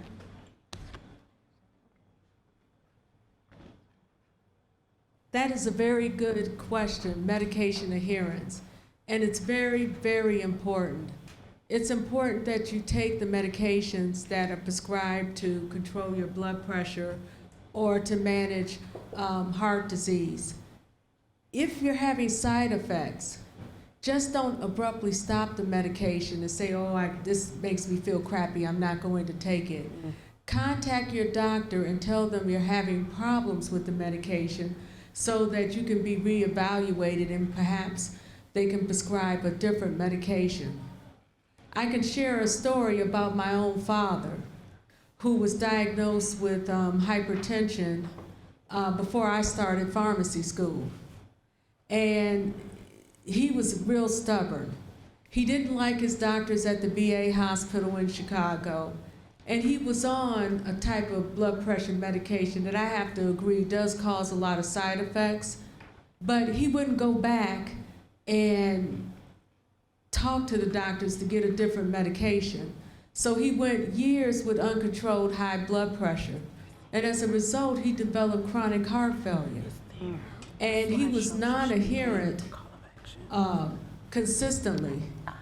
And he was fortunate to have longevity in his family because he lived to be 83, but he had siblings that lived in their 90s.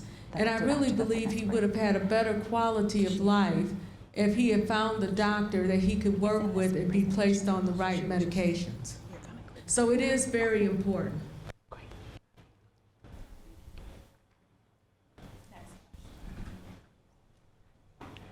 Any other questions in the audience? Yes, in the back. Hello, I want to say you guys all did a great job. It was awesome information.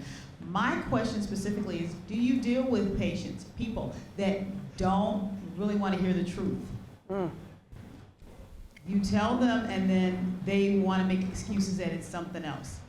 So I know in my family, you almost have to be dead for us to hear what's going on with you. And it's not to be a joke, but I don't know how many times we hear something is going on, and then all of a sudden we get the phone call a month or a week before that this was going on, but they didn't believe their medical provider. Okay.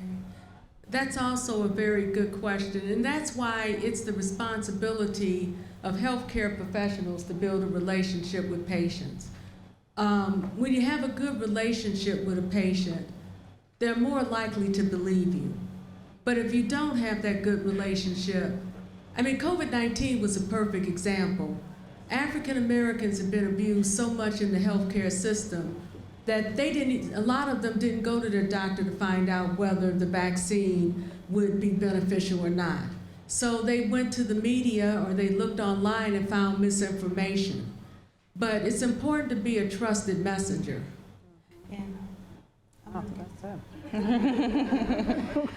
I think you heard Alia say it earlier, and Dr. Vivian has emphasized, and Alia has backed that up, that you have to have healthcare providers that you trust, who are giving it to you straight, who are telling you the truth, who are looking at you closely. That's really important. Fire your doctor. I've fired a few. But something Alia said is even more important to me based on my experience, is you have to know yourself and know your body. Nobody knows your body better than you do. And we know when something is wrong. We know when something is not okay, but we've been trained, to your question, to say, you know what, it'll be okay. You know, I'm gonna lay down for a few hours. You know, I've been tired before, I've been stressed before, I've had chest pain before. I've heard all the things we say. It's just my work day, it's just what I've been going through. And when Alia says, you know, if she had laid down in that bed and not recognized something was wrong, she may not have woke up. And that's what you're saying. You know, sometimes it's after we got that call, like I got in my mother's hair salon dozens of times, from customers who said, Lisa, when your mama is done working on whoever's head she's working on, tell her Paulette is gone. Tell her Hazel, whose hair I just shampooed on Friday. On Tuesday, Hazel is dead. Her family found her in the floor of her bathroom when she got off of her second shift job. Hazel had had a headache for weeks because she told my mama about it when she sat in my mother's chair. She said, Hazel, you need to get to the doctor. You know, you can take this BC that I have in my purse and this Pepsi, take a sip, but go to that doctor. Hazel knew something was wrong, but Hazel had children, she had bills, she had stressors, she had things that she felt and were truly important, but that first thing that was most important was to get to the doctor. Hazel did not wake up after she laid down to see if a nap was gonna make her feel better or make her headache go away. So talking to each other, talking about our symptoms to people that we're close to, calling the doctor, acting when our bodies are telling us that something is wrong, and asking about our family history and not keeping these things secret until somebody is gone. As Alia said, I found out after she had heart failure that, oh, that's common in our family. Oh, so-and-so died of that or is living with that. We gotta open our mouth and we gotta talk. That's the best prevention, is sharing information. And if you are sitting in this room having had something go on with your body that is not right, and you know in your gut is not right, don't wait. Go. Go to the emergency room today if it's happening right now, because it can make the difference if you're here on Monday to talk about it. So let's be proactive and preemptive. And I just wanted to also mention that there are some conditions where you won't have symptoms. Hypertension was named the silent killer for a reason. Right. You can have elevated blood pressure for years and not know it. And diabetes is the silent disabler. When I was in Milwaukee a few months ago and I screened people for my study, I screened a total of 45 women. 8 women weren't eligible because they already had diabetes and didn't know it. So I sent them to their doctors and called them later to make sure that they did go to the doctor.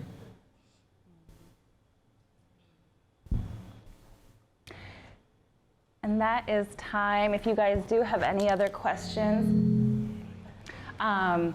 you can also submit them to info@ffbww.org, and we can pass those along to our experts to address offline. Thank you guys so much. You guys can take a seat.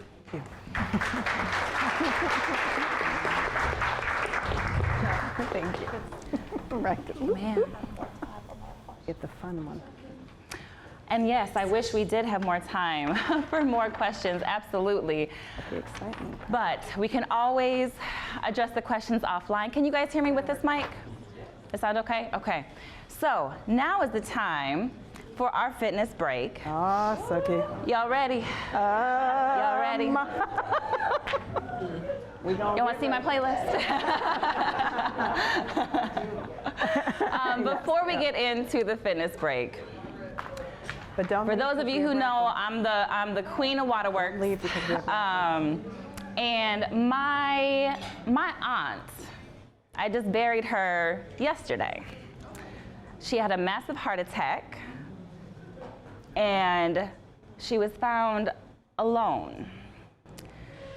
So this presentation, this fitness break, is more than us just getting around and moving our bodies.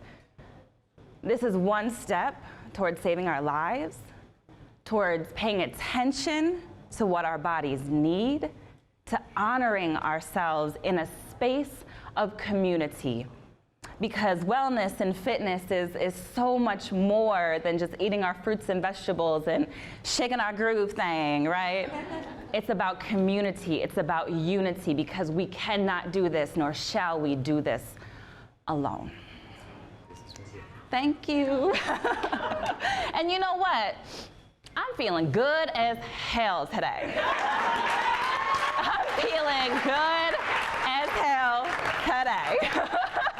So I want y'all to stand up and feel good as hell with me. Woo! How we feeling? We good? Good as hell, yeah, let's turn that music up. Come on now, let's turn that music up. Louder!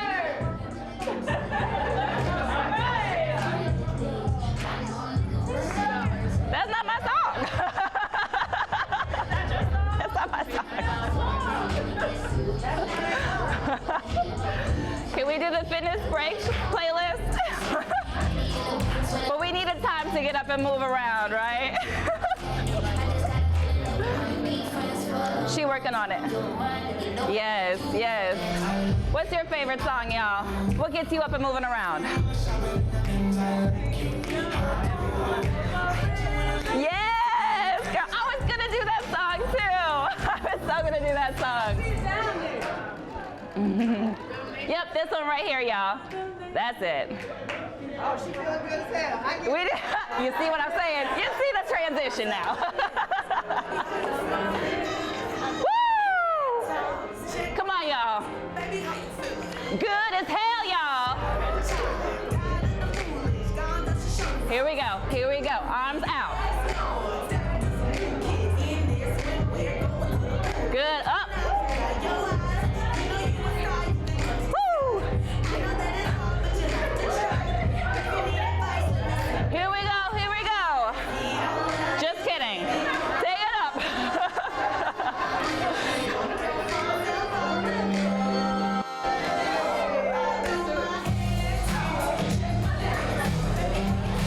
Good as hell, y'all. Good as hell, y'all. Here we go, toe tap. Good as hell. Here we go. Take it out. Take it out. Take it out. Good, knee raise. Be careful with your heels. Kick them off if you need to.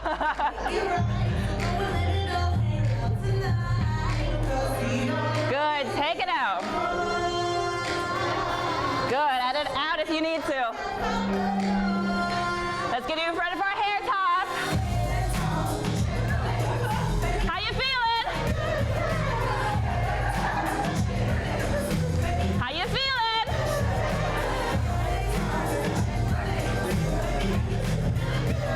Come on, y'all. How you feeling? There we go. Take it out. Good. Add a little bit more mobility if you can. Woo! What you gonna do?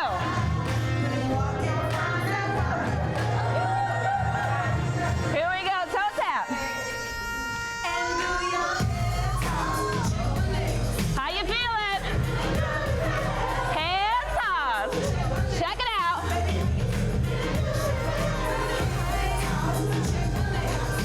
How you feeling? Yes.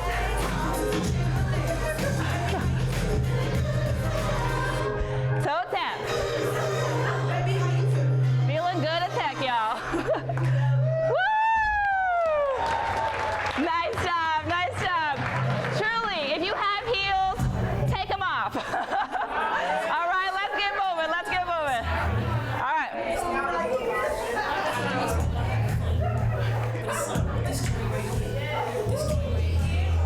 There we go. Stay out to a squat. Hey! Good.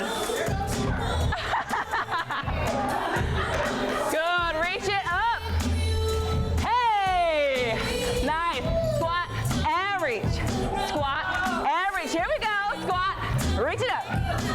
Yes. Nice. Good. March it out wide. Take it in, out, out. Good. Add those hips.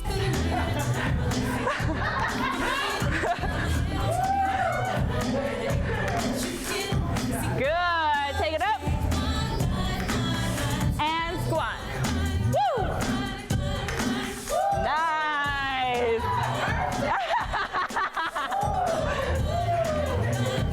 Good. Let's add a knee raise. Good. Walk it out. Walk it out. Good job, you guys. I'll take it easy. I'll take it easy on y'all. Good. Take it out, out, in.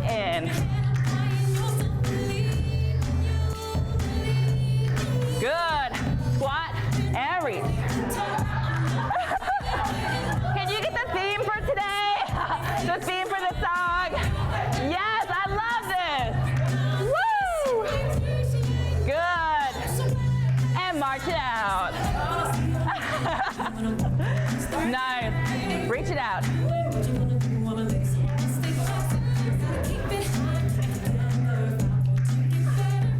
Out, out, in. Good. Butt kicks. Woo! Should feel really good in your quads, lady. The front of the legs. Feels good. Good. Let's hold it here into a squat and drop it down. Yes, Alia, yes, girl. Move to a butt kick. Here we go. Pull it back. Good job. Arms up and pull it down. Nice job. Ready? Take it out, out, in. Good job, you guys.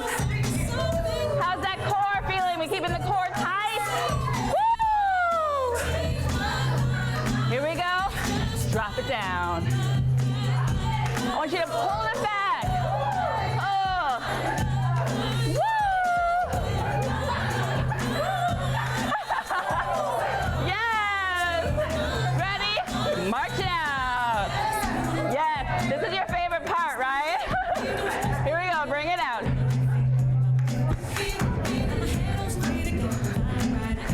Yeah, girl. Woo! Take it out. Arms up and down.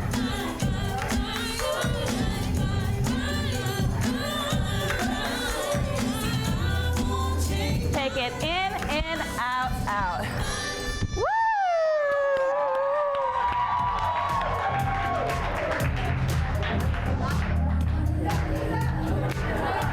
March it out, y'all. All right, I want you to use your chair for support if you need it. Okay, we're gonna take one foot back, drop it down into a lunge. If you wanna just stay into the lunge, that's absolutely fine. Look at your toe, make sure your knee is not going over the toe. Pull it back, straight up and down, drop it. 5, 4, 3, 2, 1. Open to a squat. Toes are pointed out, tiny drop.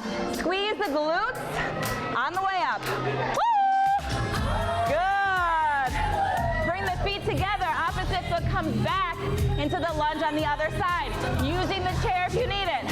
Drop. Good, nice tall posture. I don't want to see this. Bring it up. Good, march it out. Woo! Good. Coming back to the chairs. So this is more strength and balance.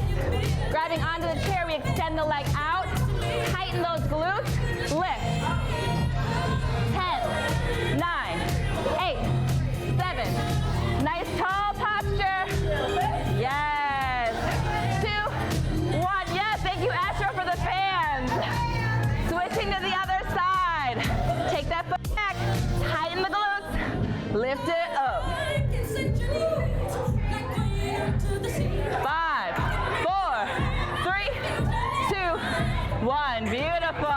March it out. Good. Moving to lateral raise on the other side. Using the chair for stability if you need it. Flex the foot.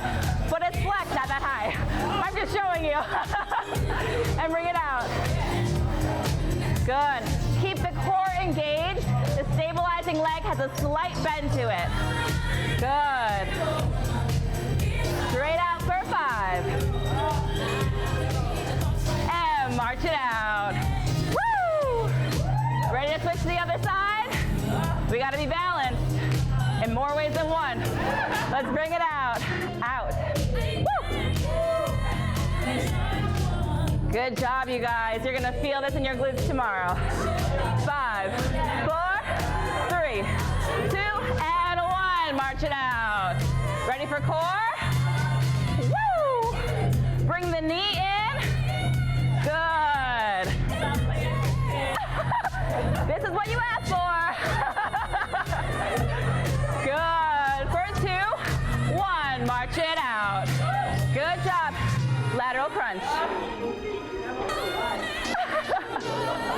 Good. 5, 4, 3, 2, and 1. March it. The march is intentional. Good. Hands behind the head. Other side. Lift it. Woo! And it doesn't have to be all the way up, you guys. Just a little crunch is all that you need. 2, and 1. Good job. Take an inhale up. Woo! Breathe. How y'all feeling? Good. Good. Take it out. Bring it back. Yes. Good job, you guys. The next song is stretching. And the cool down. March it out. Oh, that was the cool down? I can't do a cool down, y'all, sorry. Do a cool down? Okay. All right, guys, it's only, I think, 3 or 4 minutes. Let's take a nice inhale, bring it up. Exhale, bring it down, and shake it out. Woo! Good, bring it up. Exhale, bring it down. Grab your chair for stability if you need to. We're gonna grab the back foot. Good, I want the knee to be aligned with one another, okay? So the knees are together. I don't want one back or one forward, okay? That keeps our pelvis in alignment. Good. Take 5 more deep breaths. Y'all having too much fun back there? Miss Belinda. Let's switch to the other side. Stretch out those quads. Good. Again, we're pressing the hips forward. Opening up the hip flexor. This also helps with your posture. Good, kick that foot out. Heel comes down, toes come up, dropping the hips back. We're now stretching out the hamstring. Good job. Making sure that stabilizing foot is nice and strong. We're feeling stable here. Y'all okay? There's an AED in front if needed. Let's switch to the other side. Oh, you can't hear me? Oh, I'm sorry, y'all. Thank you for letting me know. Go ahead, switch to the other side, dropping those hips back and down. Good, 2 more deep breaths. Let's bring it back up. Let's take a seat, moving to our final stretches in the chair. You're welcome. We're gonna go ahead, crossing our ankle over. One last stretch, y'all, one last stretch. Oh, you're welcome. What's that? This is for the hips, absolutely. So for those of us who are sitting all day, just doing the simple posture of crossing our ankle over our knee really helps to open up the hips, which releases pressure in the back. Go ahead, switching to the other side. We're almost done, y'all. Thank you. Good job. Last 2 deep breaths. And these 2 deep breaths are for yourself, to connect, to recenter, to honor the work that you've done in just these 15 minutes. So we talked, Dr. Vivian's talking about the importance of exercise. This was 15 minutes, y'all, and y'all fanning yourselves. Your heart is thanking you. Your body is thanking you. So let's keep it up.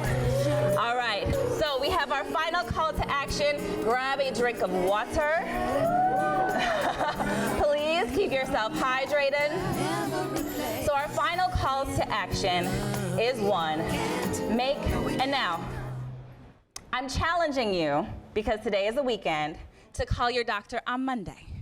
If you do not already have an appointment set up for your annual exam, call on Monday. Who is going to call their doctor on Monday? Who is going to call their doctor on Monday? Okay, if you do not have an annual exam set up. The second is mindfully planning your menu for the week. How many of us say, man, I'm really hungry, what's for dinner tonight? But if we mindfully plan our menu on this weekend, everything is gonna be planned, the grocery list will be planned. I challenge you, mindfully planning your menu for the week. Oh, well, check. Bam, moved our body, done for today. My next challenge is for you to continue moving your body. Can I have our walk captains stand up, please? Come on, walk captains. Stand up, y'all. I I want you to go ahead and go to FFBWW.org/Project Live Well. There's also a QR code on your table for you to sign up for one of these ladies' beautiful walks. We have many other walks coming up starting in March, so you have no excuse. We have Project Live Well coming up next in May. We're currently, our final day is on the 25th of this month. Our next challenge starts May 1st. So I hope to see you all there. Thank you. I'll pass it to Alia for our final call to action.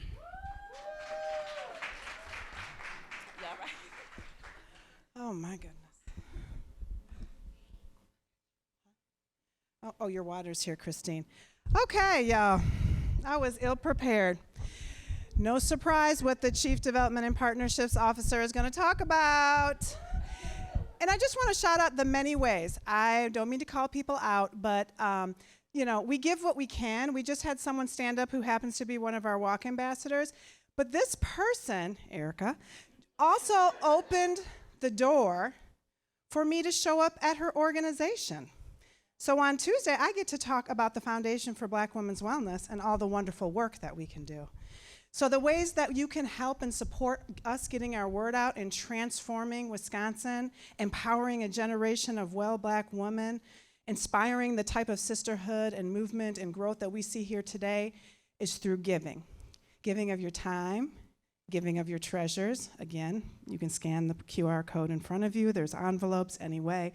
And also opening doors. So I'm super grateful. Thank you again, Erica, for that opportunity. Thank you all so much for coming. If you love events like this, and now that we're back in person, we got to cover all the beautiful chairs and the tablecloths and the food and all the wonderful things that we deserve. We deserve beautiful spaces. We deserve this. So we deserve it for ourselves, and our entire community deserves it. Our children deserve it. Our grandma and grandpas deserve it. Everybody deserves it. Because when we're talking about Black women, we're talking about the entire Black family system, community at large. Okay? So please, please give. Oh, but guess what? I have the best part for the last part. Now that we've worn ourselves off, we have the prizes to be able to give out. They are exceptional. So everybody take out your raffle tickets. Take out your raffle tickets. Jada, you got your raffle ticket? Chiquota, you got your raffle ticket? Who else I know really well? Jada said, wait a minute, that means if I win, you win? I said, yes, ma'am. Okay, for our first prize, it is the Be Well package number 1. Eat well, stock up on vitamins, and get your walking shoes. This package includes a $50 Walgreens gift card, a $25 Moving Shoes gift card, and a $100 Woodman's gift card. Y'all, we can get eggs, okay? All right. Let's see the winner of this. Lucky number 2320077. Yay! Congratulations. All right. Pay attention to whose house we're going to this week. All right, for the Be Well package number 2, eat well, stock up on your vitamins, and get your walking shoes with a $50 Walgreens card, $25 Moving Shoes gift card, and a $100 Woodman's gift card. I could have just said ditto. Yeah. Ditto, same thing. Okay. Lucky number 231991. That's a lot of nines. Lucky number 9. Oh, no? Yeah? Let's try this again. 2319991. You snooze, you lose. Jada, that wasn't yours? Okay. Lucky number 232085. Woo!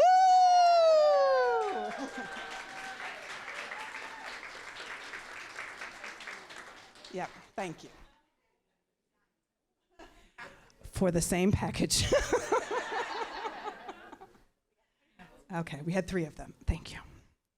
Lucky number 23199997. Woo!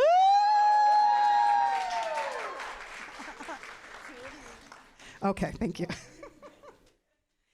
And now we have 2 Relax, Relate, Restore packages.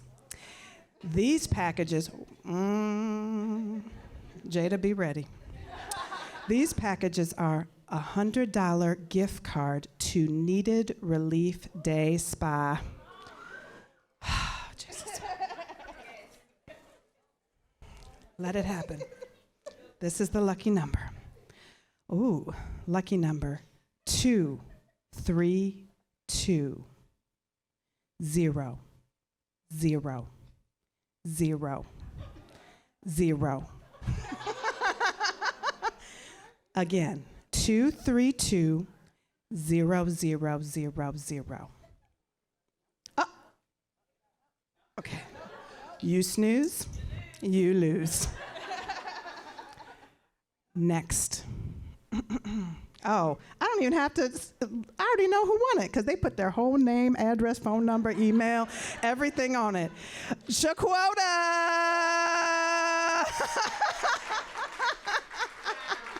Yeah, you weren't going to play around with that. No snooze, no lose. Okay, friend, I'm a little sore. My birthday is July 15th. Okay.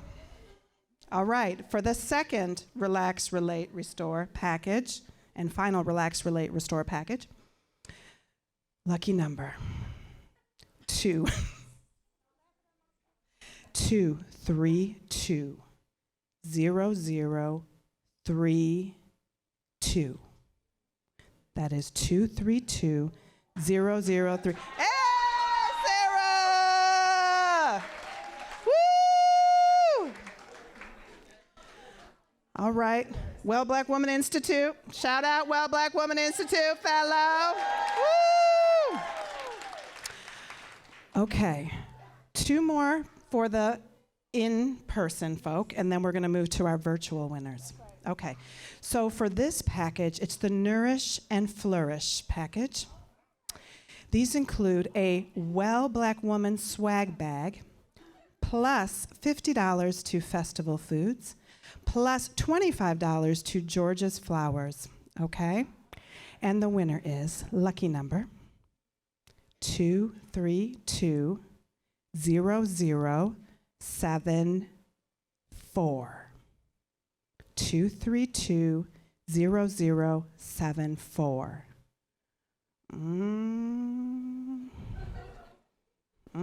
Jada, that ain't you? Okay.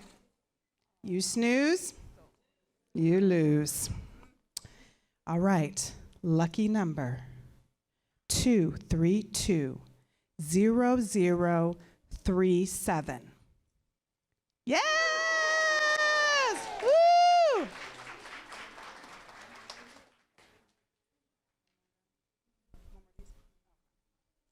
All right.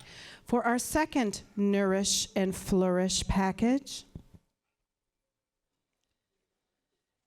lucky number. This is my favorite, y'all, in case you couldn't tell.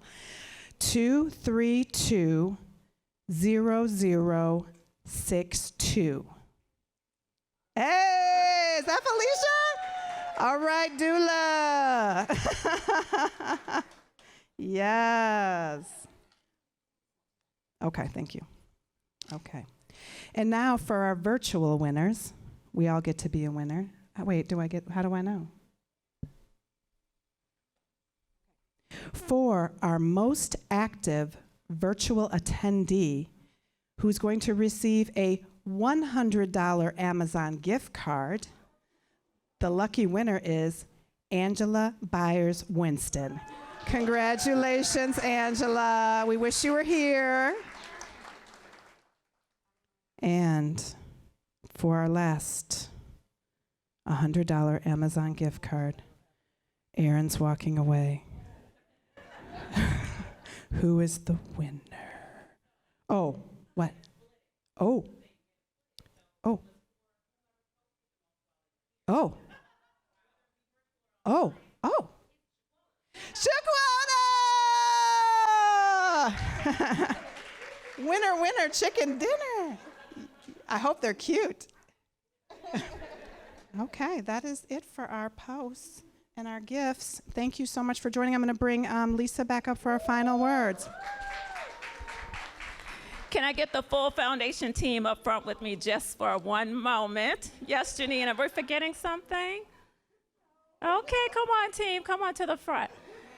You all, as we close, first let us say thank you for coming out today. We hope you have enjoyed yourselves.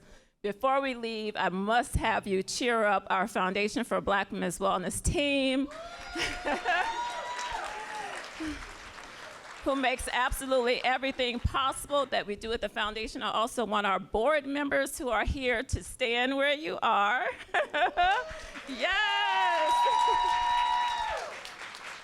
It is because of these women and our colleagues, some who have left, Gabe earlier, that we are able to do the work that we do, which is to engage you, to serve you, to protect your health and our own together. And I just want to acknowledge them because today was beautiful because of their work in service of serving you. I want to acknowledge that Janine Stevens, our Chief Operations Officer, and who oversees all of our events at the Foundation for Black Women's Wellness, celebrated her 3rd anniversary yesterday. Once upon a time, the foundation was a one-woman show, and then a 2-person show, and a 3-person show, and we used to scramble with volunteers to pull these events together, and now look at the Foundation for Black Women's Wellness. I don't know why Lindrell Brown is in the back of the room, because I said staff need to come to the front. Lindrell Brown is our first Richmond, Virginia-based employee of the foundation. Who is helping us to grow our presence in my home city of Richmond, Virginia, where my mother was born and where this story unfolded, so we want to acknowledge her today. And I want to acknowledge that the Sisters Network of Southeastern Wisconsin is in the room as well. Raise your hand if the Sisters Network members. I want to thank you all. Come on and stand up, because the Sisters Network does so much work to pull Black women into the discussion of breast cancer awareness and prevention. If you're with them, stand on up. If you're from Kenosha, Milwaukee, or other areas, yes. Thank you for driving down. Thank you for being advocates and leaders in the space of Black women's health. Thank you for reaching out to us. Thank you for saying we just wanted to be here today to support other Black women doing the work of saving our own lives, okay? And that is what we were here today to do. Let us nod our sponsors one more time. Stand up, Brenda from Astro. Woo! Brenda and Angela, who seems to be Delta Sigma Theta as well. And how about the AKAs in the room? We got AKAs. Come on, AKAs. I'm not an AKA, but I had to nod our sisters. How about the Madison Black Chamber of Commerce in the room? How about the Madison Links in the room? How about Mama Mona Winston, who is a Madison native, here from Mississippi to join us today? How about our Well Black Woman Institute graduates? Woo! Come on, stand up. Woo! How about our doula partners who are serving mamas? Come on. I say all that to say we have so many assets, so much power, so much strength in this room. Our doctors, our medical professionals, our everyone, all the roles we play as mothers, as community servants, as leaders, we have everything we need to turn everything around that we talked about today. Not just heart disease, but the social structural conditions you heard us talk about. the things that keep Black women stressed.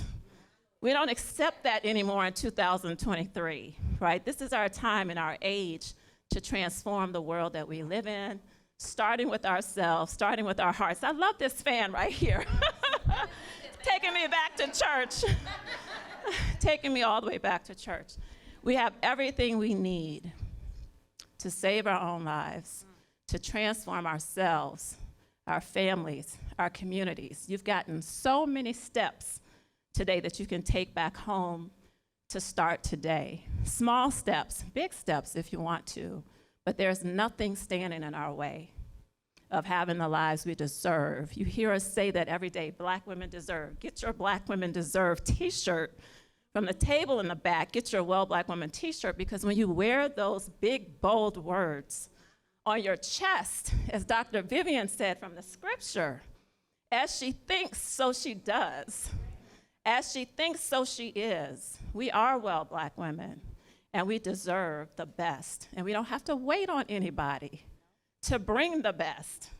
We owe that to give it to ourselves, and then the rest of the world will fall in order with what we set as what we expect for ourselves. So take that love, take that power with you today. Thank you for being here.